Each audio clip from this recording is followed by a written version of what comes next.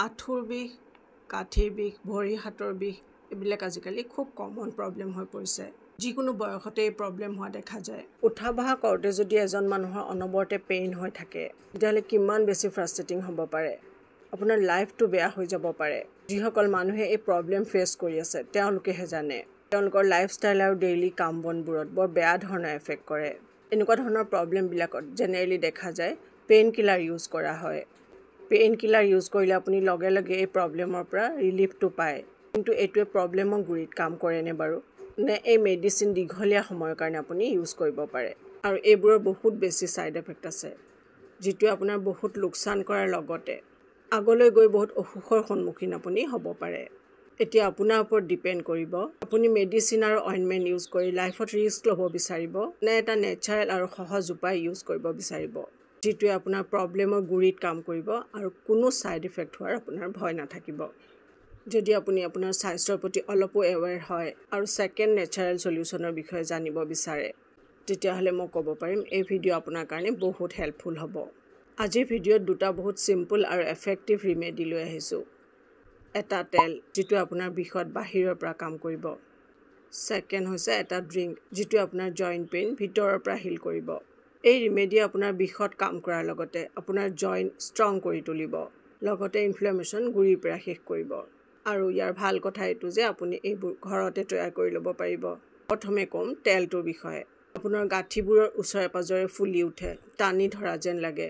মাৰ্কেটত পোৱা যিকোনো জেল বা স্প্ৰে আপোনাক মাত্ৰ টেম্পৰেৰী ৰিলিফহে দিব, কিন্তু আচল প্ৰব্লেম ইনফ্লেমেশ্যনক ই টাৰ্গেট কৰিব নোৱাৰে। যদি এই ইনফ্লেমেশ্যন দীঘল সময়লৈ ৰৈ যায়, তেতিয়াহ'লে জইনৰ ভিতৰত থকা টিচুবোৰক ডেমেজ কৰি পেলাব পাৰে আৰু তাৰ কাৰণে হ'ব পাৰে আৰ্থৰাইটিছ। আপুনি হয়তো নিবিচাৰে এই প্ৰব্লেম আৰু বেছি চিৰিয়াছ হৈ যোৱাটো। সেইকাৰণে এটা টেষ্টেড চলিউশ্যন লৈ আহিছোঁ, এটা ঘৰত বনোৱা পেইন ৰিলিফ অইল। এইটোৱে আপোনাৰ হাড়ৰ গভীৰৰ পৰা কাম কৰিব, ইনফ্লেমেশ্যন ৰিডিউচ কৰিব আৰু আপোনাক নেচাৰেলি খুব সোনকালে ৰিলিফ দিব। এই তেল বনাবৰ কাৰণে কি কি ইনগ্ৰিডিয়েণ্টছ লাগিব সেইকেইটা নোট কৰি ল'ব। ফাৰ্ষ্টটো হৈছে চেছেমি চিডছ অইল, তাৰমানে তিল তেল।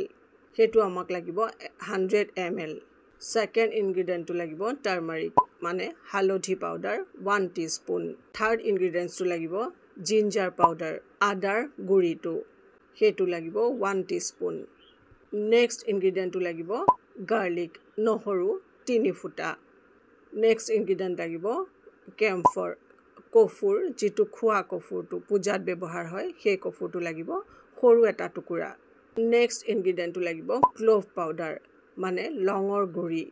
এখন পেনত 100 ml তিল তেল দিব, সেইটো গেছত দিব, ফ্লেম একেবাৰে ল' ৰাখিব।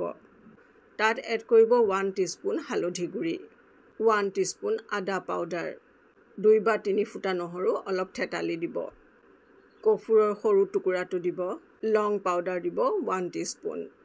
মানে জুইটো একদম কমত ৰাখিব, সেইটো লৰাই লৰাই অকণমান দেৰি গোটেই বস্তুখিনি সিজাব। 10 মিনিটমানৰ কাৰণে তেনেকৈ সিজিবলৈ দিব। তাৰপিছত জুইৰ পৰা নমাই এটা গ্লাছ বটলত গোটেইখিনি ইনগ্ৰিডিয়েণ্ট তেলৰ সৈতে ভৰাই থৈ দিব। গোটেই ইনগ্ৰিডিয়েণ্টছখিনি যদি নচকাকৈ ভৰাই চাকি নলয় বেছি ভাল হয়, তেলৰ গুণখিনি আৰু বাঢ়ি যায়। ছলিড পাৰ্টিকলছ তেলত থাকে, সেইবোৰ লাহে লাহে তেলত মিহলি হয়, তেলৰ মেডিচিনেল গুণ আৰু বঢ়াই দিয়ে। নচকাকৈ ভৰালে ইয়াত এটা প্ৰব্লেমো আছে, সেই তেল আপুনি বহুত দিনলৈকে ষ্ট'ৰ কৰিব নোৱাৰিব। নচকাকৈ ভৰালে আপুনি এমাহৰ কাৰণেহে ষ্ট'ৰ কৰিব পাৰিব।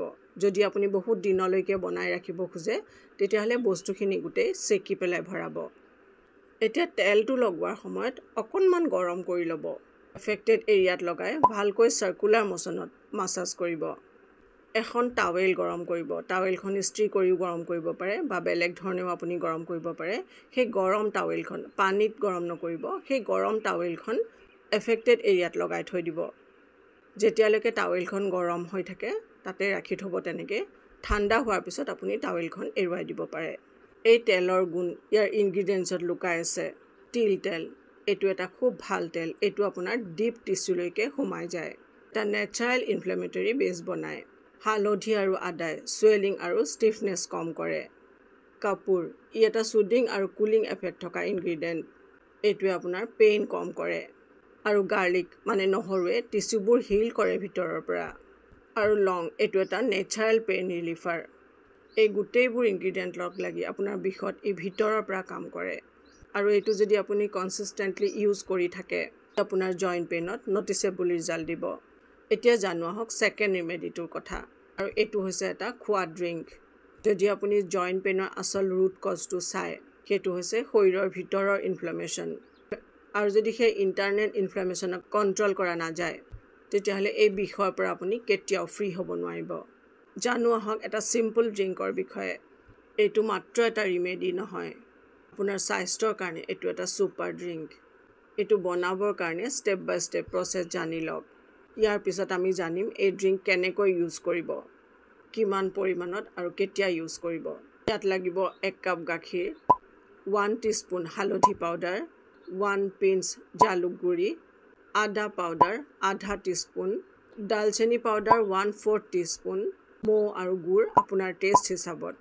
ঘি লাগিব হাফ টিস্পুন 1 কাপ গাখীৰ গেছত দিব মিডিয়াম ফ্লেমত গেছ ৰাখিব তাত 1 টিস্পুন হালধি পাউডাৰ দিব জালুক দিব 1 পিঞ্চ হাফ টিস্পুন আদাৰ গুড়ি আৰু দালচেনি পাউডাৰ দিব 1/4 টিস্পুন ভালকৈ মিক্স কৰি কম জুইত লৰাই থাকিব 2 পৰা 3 মিনিট মান কম জুইত লৰাই থাকিব হেতু উতলিবলৈ নিদিব 3 মিনিট তেনেকৈ লৰাই থাকি নমাই থব হেখিনি অলপ গৰম হৈ থাকুতে 1 টিস্পুন তাত মৌ মিহলাব অকনমান গুড় মিহলাব আৰু হেখত আধা চামুচতকে কম পৰিমাণৰ ভাল ঘি তুমি মিহলাব এইখিনি বস্তু ৰাতি শুবলৈ যোৱাৰ আগতে খাব ৰাতি শুৱাৰ সময়ত আমাৰ শৰীৰটো ৰিপেয়াৰ মোডত থাকে এই ড্ৰিংকে সেই প্ৰসেসক আৰু ফাষ্ট কৰি তুলিব এই ড্ৰিংক ৰেগুলাৰ ল'ব 2 বা 3 সপ্তাহৰ পিছতে আপুনি ইয়াৰ খুব ভাল ৰিজাল্ট দেখিবলৈ পাব বিগ ভাল হোৱাৰ লগতে আপোনাৰ এনাৰ্জি লেভেল বাঢ়িব দুইটা ৰিমেডি লগ লাগি এটা হলিষ্টিক এপ্ৰোচ বনায়